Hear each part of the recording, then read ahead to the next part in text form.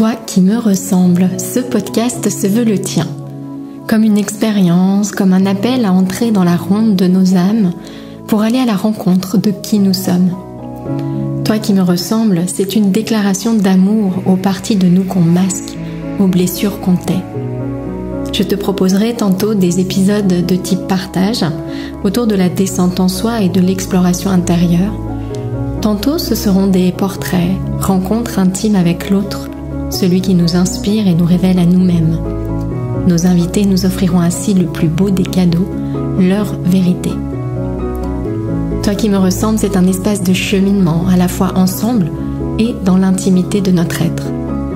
Je te souhaite, toi qui me ressembles, d'en sortir inspiré, grandi, touché et nourri. Que ces partages intimes et sans détour t'aident à trouver tes portes intérieures et à les ouvrir pour t'éveiller à qui tu es.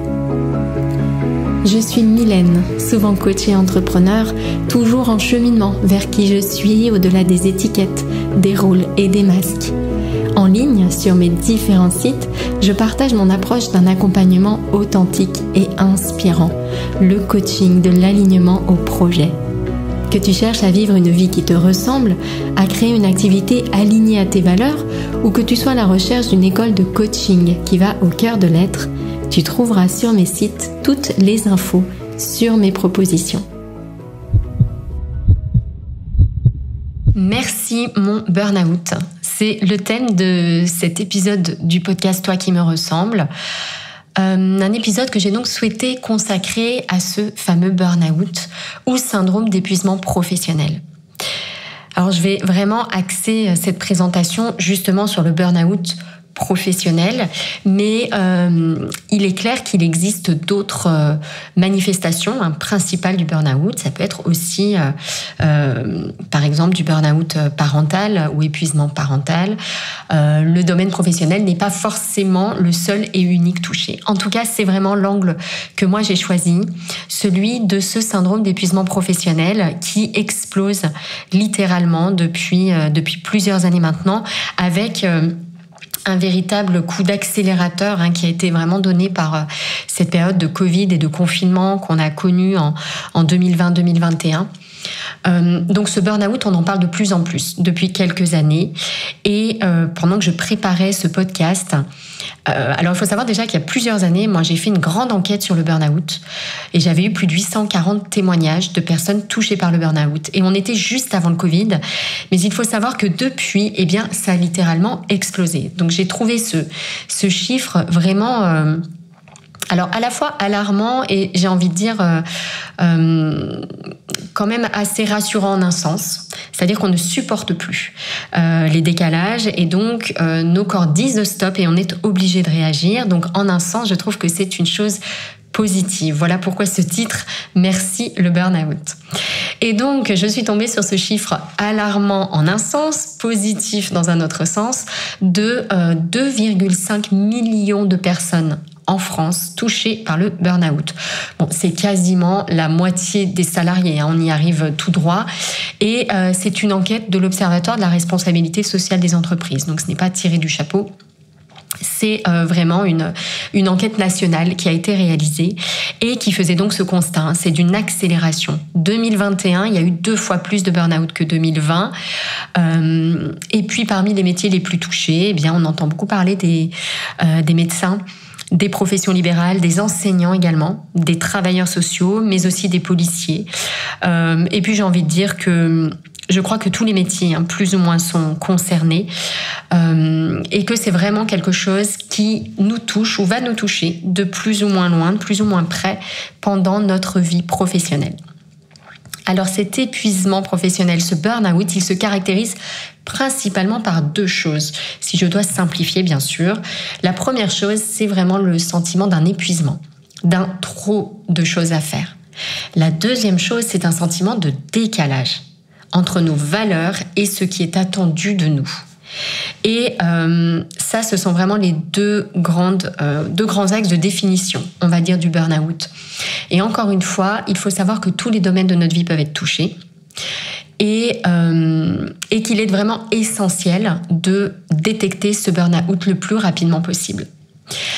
Alors, comme je le disais tout à l'heure, il y a quelques années maintenant, j'avais fait une grande enquête sur le burn-out avec plus de 840 témoignages de personnes en burn-out, en début de burn-out, en fin de burn-out ou ayant réussi à surmonter leur burn-out. Et j'avais posé à ces personnes une liste d'une vingtaine de questions. J'avais eu des témoignages d'une richesse absolument incroyable. D'ailleurs, je vais vous mettre le lien dans le descriptif de cet épisode vers ce bilan, on va dire, du témoignage. On a vraiment sorti des conclusions très complètes sur les impressions des personnes en burn-out, ce qu'il en ressortait, et beaucoup de conseils très très propices, très utiles pour détecter et surmonter le burn-out. Donc la première chose qui est vraiment essentielle, et c'est d'ailleurs un point qui était ressorti de cette grande enquête, c'est l'importance de détecter le burn-out assez tôt. Plus le burn-out est détecté en amont, moins ces signes vont être intenses, plus il va être facile de le surmonter et de repartir. On a vraiment des cas de burn-out détectés très très tard, pour lesquels les personnes mettent des années ensuite à remonter la pente, c'est-à-dire que vraiment ça les atteint en profondeur, dans une forme de dépression, de grande force d'inertie qui s'empare d'elles, vraiment qui les prive d'énergie et qui a un impact très fort, physique, mental, émotionnel, et dont il est beaucoup plus dur ensuite de se sortir. Donc la première chose essentielle, c'est vraiment de détecter ce burn-out. Alors, de façon très très simple, déjà une petite détection rapide avant de vous proposer vraiment un test complet. Le simple fait de vous intéresser à la thématique montre que probablement vous devez réagir. Quelque chose ne va pas. Il y a un décalage qui est présent, il y a probablement un sentiment de trop, donc il faut réagir. Il ne faut pas laisser la situation s'aggraver, empirer, aller plus en profondeur. Première chose à faire, vous vous sentez intéressé par la thématique, dites-vous que vous avez quelque chose à changer aujourd'hui. Et je vous expliquerai ensuite, je vais vous donner vraiment des pistes, des outils pour justement réagir face à ce burn-out. Donc première grande étape, détecter ce burn-out. Je vais vous proposer une fiche d'auto-coaching en appui de cet épisode de podcast. Je vais vous inviter à la télécharger. Elle va comprendre un test sur les 12 grands signes du burn-out. Je vais vous inviter à faire ce test pour justement identifier quelle est la probabilité que vous soyez en ce moment même concerné par le burn-out. Donc quels sont les signes ? Comment reconnaître un burn-out ? Lorsque je me suis penchée vraiment sur cette question, lorsque j'ai travaillé sur cette question, j'avais réuni 12 symptômes du burn-out. Et encore une fois, il y a à la fois ces connaissances que j'ai accumulées, ces accompagnements que j'ai pu faire, parce que depuis 2017, j'ai accompagné plus de 4000 femmes dans des situations d'épreuves de vie difficiles, d'anxiété, de burn-out, d'épuisement. Donc 12 symptômes, et puis ce qui m'a été vraiment également transmis lors de cette grande enquête sur le burn-out. Donc 12 signes, je vous invite à les écouter. Puis encore une fois, avec votre fiche d'auto-coaching, à identifier à quel point vous vous sentez touché par ces différents signes. Premier signe, l'épuisement. Sentiment vraiment de surmenage, de trop de choses à faire, qui peut s'accompagner de troubles du sommeil. Signe numéro 2, une démotivation progressive, une perte croissante de l'envie de travailler, qui n'arrive plus à être résolue par des petits temps de repos, des week-ends, des vacances, voire un désintéressement total. Troisième signe, c'est quand le corps est touché. Des maux de tête, des nausées, des ulcères, des problèmes cutanés, sans origine facilement identifiée. Donc il peut y avoir également ces signes physiques. Et les 3 signes que je viens d'évoquer, ce sont les 3 principaux symptômes du burn-out, tels qu'ils ont été également remontés par nos 840 témoignages. Symptôme numéro 4, une grande tristesse. Le burn-out peut aller jusqu'à des formes de dépression, mais également de crise d'angoisse. Symptôme numéro 5, des difficultés à se concentrer. Avoir des difficultés à maintenir son attention, pour suivre une conversation, pour écouter un client, pour même faire des tâches simples du quotidien. Symptôme numéro 6, des problèmes d'organisation. Les personnes en burn-out peuvent avoir une perte de capacité à planifier, à prioriser, et donc à partir un petit peu dans tous les sens et ne plus arriver à gérer la vie du quotidien. Symptôme numéro 7, un isolement progressif. Ça peut être également un signe, c'est d'avoir tendance à s'éloigner de son entourage, d'éviter les interactions avec les personnes qu'on voit comme susceptibles de nous juger. Symptôme numéro 8, un sentiment persistant de culpabilité. Parce qu'on n'arrive plus à atteindre ses objectifs, parce qu'on n'arrive plus à donner le change au travail, que ça a des répercussions sur le reste de l'existence, eh bien, on peut vraiment se culpabiliser. Se juger avec dureté, on a un dialogue intérieur négatif, eh bien, il est amplifié encore dans ces situations de burn-out. Symptôme numéro 9, une grande irritabilité. C'est-à-dire que dans le cadre de ce burn-out, on peut avoir tendance à réagir de manière disproportionnée. Être en proie à des accès de colère, par exemple. D'avoir vraiment ces montagnes russes émotionnelles qui rendent les relations avec les autres forcément un petit peu compliquées. Symptôme numéro 10, une baisse de l'estime personnelle. C'est-à-dire que, encore une fois, dialogue intérieur négatif, c'est de cumuler les pensées, les paroles intérieures comme « je ne vaux rien »,« je n'y arrive pas »,« je suis nul », etc. Symptôme numéro 11, l'indécision chronique. Une difficulté à faire des choix, à prendre des décisions, parce que en burn-out, c'est beaucoup plus difficile de savoir ce qui est important pour soi ou non, de prioriser. Je parlais tout à l'heure de ça dans la vie quotidienne. Eh bien, il peut y avoir également un impact sur notre prise de décision au quotidien.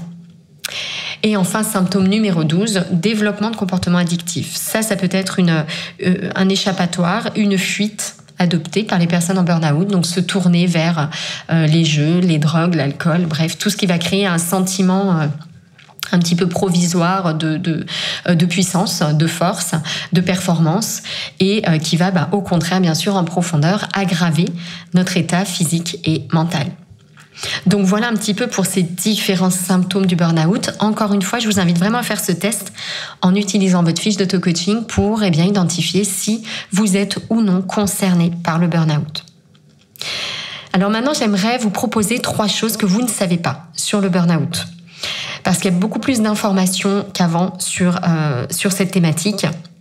Et lorsque j'ai reçu et épluché les 840 retours suite à notre grande enquête sur le burn-out, il y a 3 choses principales, 3 révélations, on va dire, 3 choses auxquelles je ne m'attendais pas et qui sont vraiment ressorties de ces témoignages. Encore une fois, je vais vous mettre un lien dans le descriptif vers la synthèse de ces témoignages si vous avez envie d'en savoir plus et d'avoir de vrais retours des personnes concernées par le burn-out. Première révélation, c'est qu'il existe autant de burn-out que de personnes concernées. Une des grandes surprises qu'on a eues dans ces témoignages, c'est de constater la grande variété des situations personnelles. Que ce soit par rapport à l'intensité des symptômes, que ce soit même aux symptômes eux-mêmes qu'on a rencontrés nous-mêmes, que ce soit le temps nécessaire pour accepter leur burn-out, que ce soit les options choisies pour guérir du burn-out, que ce soit la durée nécessaire pour sortir du burn-out, on a vu des choses complètement différentes. Ce que je veux dire ici, c'est qu'il y a donc une infinité de percevoir, de vivre, de traverser le burn-out. Donc je vous donne une liste de symptômes, je vais vous partager des idées pour guérir de ce burn-out, pour le surmonter, mais il est essentiel de bien réaliser que toutes les situations sont différentes, toutes les situations sont particulières. Et il n'y a pas une chose qui a parfaitement fonctionné pour l'une qui va nécessairement parfaitement fonctionner pour l'autre. Ce qui ne veut pas dire qu'il ne faut pas non plus s'inspirer des modèles et des partages des autres, mais vraiment garder à l'esprit que chaque situation est unique et particulière. Ce n'est pas parce que telle personne a réussi à surmonter le burn-out en faisant telle chose ou en se reconvertissant, par exemple, c'est souvent une option qui est choisie, que ça va être nécessairement la même chose pour nous. Donc ça, c'est important de garder vraiment une lucidité ici. Donc il y a une infinité de burn-out, ce qui rend d'ailleurs probablement très difficile la reconnaissance comme maladie professionnelle, avec notamment les droits accordés aux personnes en burn-out. Quelque chose qui est encore un petit peu flou, qui a du mal à s'imposer. La deuxième grande révélation, deuxième grande chose qu'on a vraiment découverte en écoutant ces témoignages et en lisant ces témoignages, c'est qu'au-delà du burn-out lui-même, ce qui fait le plus mal pour les personnes concernées, c'est le manque de compréhension de leur environnement. Plus des 2/3 des personnes en burn-out ne se sont pas senties comprises. Elles ne se sont pas senties soutenues. Et même dans une grande partie des cas, elles se sont senties jugées, accusées, comme si elles étaient feignantes, paresseuses, comme si le burn-out c'était une excuse pour se mettre en arrêt, pour ne rien faire, voilà, avec la vague idée que les gens sont feignants et qu'ils n'ont pas envie de travailler dans la vie, donc voilà, l'excuse du burn-out. Donc ça, c'est vraiment quelque chose qui est ressorti et qui rend le burn-out d'autant plus difficile, d'autant plus compliqué. Bien sûr, comme je le disais, il y a également une difficulté de par la grande variété des symptômes, de l'intensité, des effets du burn-out à reconnaître le burn-out comme une maladie professionnelle. Donc, troisième maintenant grande révélation, c'est vraiment que ce qui est ressorti pour une grande majorité des personnes concernées par le burn-out, c'est que autant la partie diagnostique du burn-out commence à se démocratiser, autant le problème qui se pose ensuite, c'est le flou dans lequel se trouvent les personnes quand le diagnostic est posé. Donc, ok, vous êtes en burn-out, mais maintenant, qu'est-ce qu'on fait ? Qu'est-ce qu'on fait concrètement ? Alors déjà, qu'est-ce qu'on fait du côté des démarches ? Ça commence à aller mieux, mais surtout, qu'est-ce qu'on fait du côté de la guérison ? Quel est le chemin maintenant pour surmonter ce burn-out, pour guérir de ce burn-out ? Et il y a un grand vide ici, au niveau médical, au niveau des institutions, on pourrait dire, pour surmonter un burn-out, guérir d'un burn-out. On s'est rendu compte d'une chose dans ce grand témoignage, dans cette grande enquête, c'est que les solutions choisies sont très variées. Il y a les solutions bien sûr médicamenteuses, quand les symptômes sont violents et empêchent les personnes d'accéder à leurs ressources. Des solutions qui sont temporaires, évidemment, et qui ne doivent pas nous priver d'un autre cheminement en parallèle. On a vu beaucoup de personnes se tourner vers des solutions comme la thérapie, des solutions comme le coaching, mais également d'autres formes d'accompagnement, comme la sophrologie, comme la méditation, etc. L'idéal de ces approches, c'est vraiment un mélange de thérapie et de coaching qui va d'une part aider à surmonter l'émotion et d'autre part aider à transformer le burn-out en une opportunité pour l'avenir, tout en respectant les signes et les émotions présentes. Donc vraiment une sorte de grande subtilité ici au niveau du traitement du burn-out qui ressort vraiment comme un grand flou. Chaque personne va chercher des exemples à droite à gauche, se renseigne autour d'elle, mais il n'y a pas de prescription officielle de comment guérir un burn-out. Et compte tenu de ce que je disais tout à l'heure, la grande variété, la grande diversité des symptômes, c'est quelque chose qui va être très difficile à proposer. Alors, comment réagir maintenant ? J'aimerais vous proposer 6 grandes choses à faire, à cultiver en vous pour pouvoir guérir d'un burn-out. Donc, comme je le disais déjà, comment réagir ? La première chose, c'est d'identifier les symptômes du burn-out. Et là, on s'est rendu compte d'une chose en épluchant ces résultats et ces témoignages, c'est que 1/3 des personnes concernées par le burn-out a mis plus d'1 an à réagir et à prendre conscience de ce que c'était un burn-out. Plus d'1 an. Et la grande majorité du temps, elles ont réagi parce que leur corps a dit stop. C'est-à-dire, un matin, je ne peux plus me lever.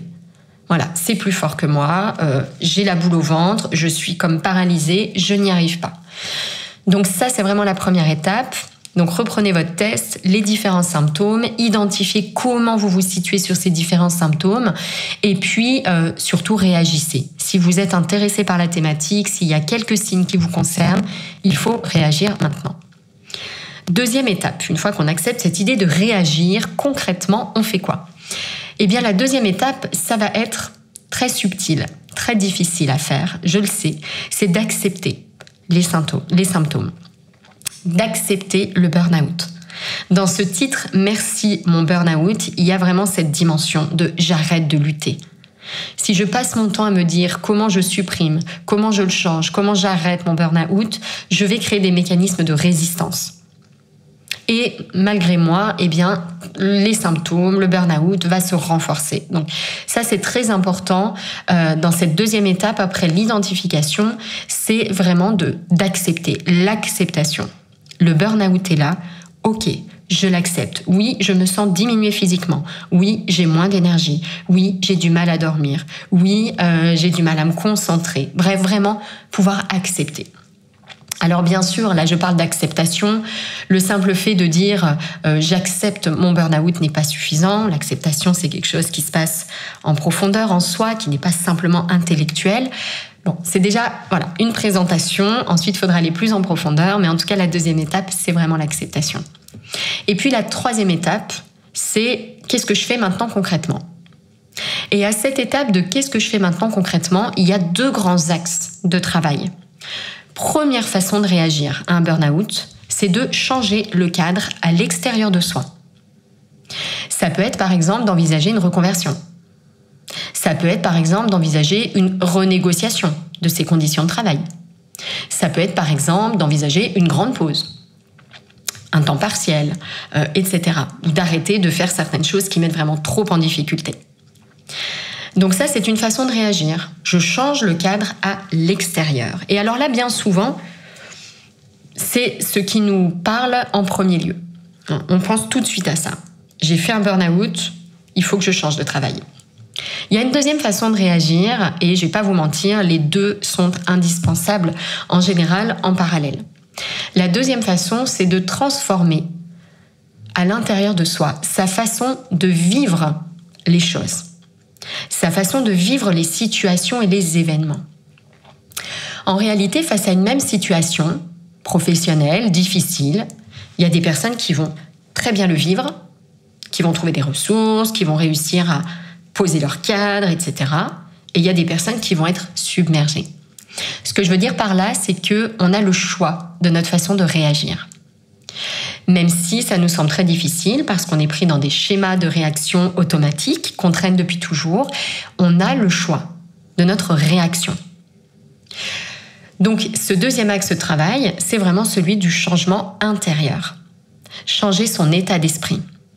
Cultiver des aptitudes précieuses qui sont endormies en soi mais qui sont présentes, qu'on va s'appliquer à soi-même avec une discipline comme une formation continue. La même chose, mais cette fois-ci appliquée à ces compétences intérieures qui vont nous permettre d'aborder à l'avenir les situations avec davantage de recul, par exemple. Pour moi, il y a 6 aptitudes précieuses à développer quand on sort d'un burn-out, quand on a fait un burn-out. 6 aptitudes précieuses sur lesquelles il va falloir travailler en continu, comme une routine de vie, comme une école de la vie qu'on va continuer. On a fini l'école traditionnelle, et bien là, on s'engage dans une formation continue pour pouvoir mieux vivre, mieux traverser les épreuves. Première grande aptitude, c'est celle qui consiste à écouter les signes de son corps. Ainsi, si j'écoute les signes de mon corps, je vais réagir beaucoup plus rapidement. Je ne vais pas attendre 1 an pour détecter un burn-out, avec une aggravation des symptômes, avec une aggravation des effets sur soi, une aggravation des relations qu'on entretient avec les autres, parce que les autres sont toujours impactés.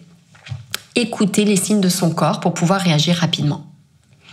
Deuxième aptitude précieuse, s'entraîner à voir les choses autrement. Changer le regard qu'on porte sur les choses. Mettre le focus sur ce qui va bien plutôt que sur ce qui ne va pas bien, par exemple. Troisième aptitude, renforcer sa résilience et sa capacité à rebondir. Comment rebondir plus rapidement ? Comment rebondir avec moins de charge émotionnelle ? C'est-à-dire plutôt que de souffrir et de ruminer, pouvoir se poser, apaiser les choses et faire un plan d'action. Quelque chose d'objectif, quelque chose de concret qui va nous permettre de rebondir facilement sans laisser les situations s'aggraver, sans y perdre énormément d'énergie.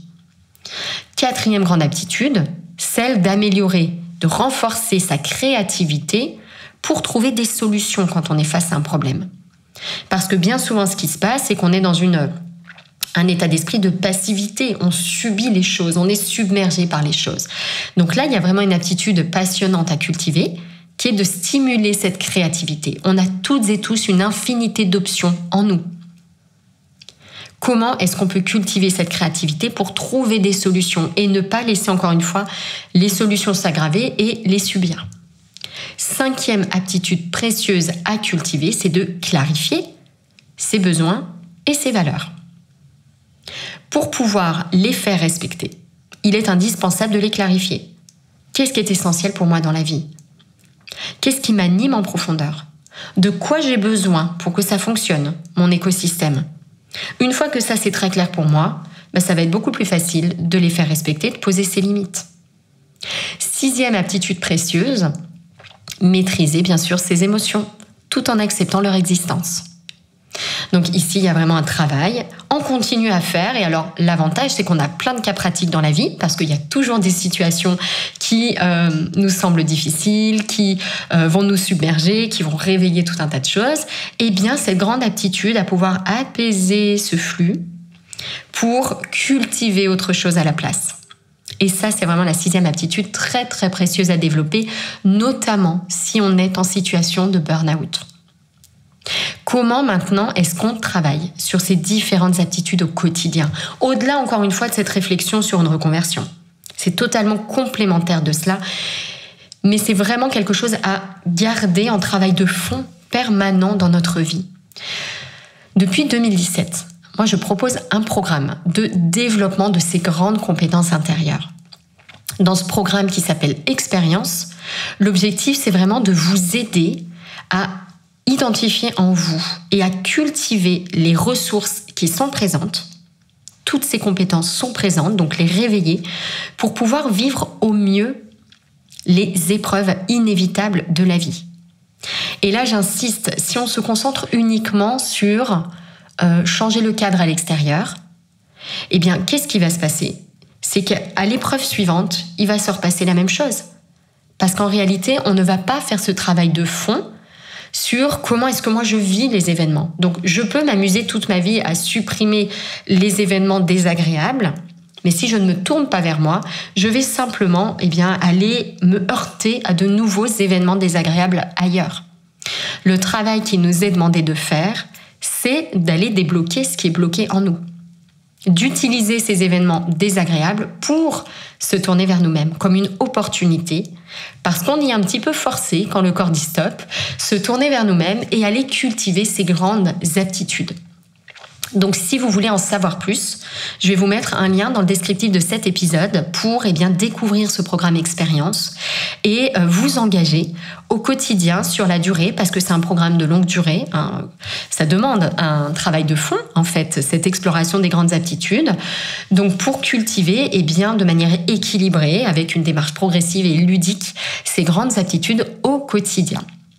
Voilà ce que j'avais envie de vous proposer dans cet épisode. Merci mon burn-out. J'espère que ça vous a transmis des clés précieuses, que ça vous a profondément réveillé l'envie de ce travail intérieur.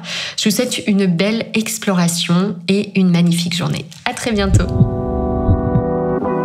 Si tu entends ce message, c'est que tu as écouté l'épisode jusqu'au bout. Et pour cela, je te dis un grand merci. J'espère que cet épisode t'a inspiré, touché, nourri. Si c'est le cas, n'hésite pas à partager ce podcast autour de toi avec le hashtag Toi qui me ressemble. Et si tu souhaites écouter d'autres épisodes inspirants, tu peux t'abonner directement au podcast sur la plateforme que tu utilises. À très bientôt dans un prochain épisode Toi qui me ressemble.